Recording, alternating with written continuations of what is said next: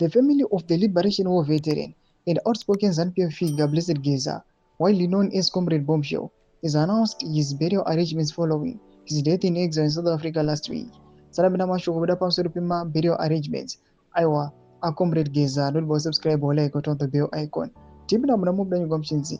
In a statement released on Friday, Geza family confirmed that his body is on its final journey home. Comrade Geza's body is on its final journey home from South Africa to Zimbabwe. It departed Friday 13 February 2026 at 7 p.m. and is expected to arrive at Beitbridge border post at around 6 a.m. Saturday 14 February 2026. The funeral procession will pass through Beitbridge, Masvingo, Mvuma, Gweru, Kweke, Kadoma, Chegutu and Norton before arriving in Harare. Comrades and friends and all Zimbabweans are encouraged to line the route in a large numbers to escort our hero home and honor a life defined by sacrifice, courage, and commitment, the family said.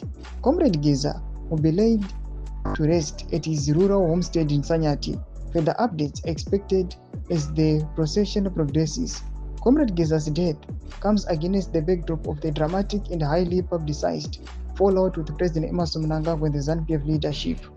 A veteran of Zimbabwe's liberation struggle and a long-time ZANU-PF activist, Geza had in recent years become one of the most vocal critics within the ruling party's Liberation War constituency. He publicly challenged what he described as the abandonment of liberation ideals, accusing sections of the political elite of corruption, patronage, and centralizing power around the presidency. His criticism sharpened amid growing factional tensions within ZANU-PF over succession politics and extension of President Mnangagwa's influence beyond his constitutionally mandated term limits. Geza openly questioned what he saw as attempts to personalize power and marginalize Liberation War veterans who had historically served as kingmakers within the party. At rallies and through social media statements, he urged war veterans to reclaim the revolution, arguing that the party had drifted from its founding principles of accountability, empowerment, and collective leadership.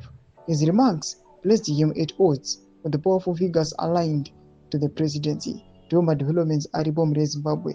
Kana comment section medo za fungulo enyi moto kulipa msorobe zviitiko izvi. Subscribe or like, chita on the bell icon.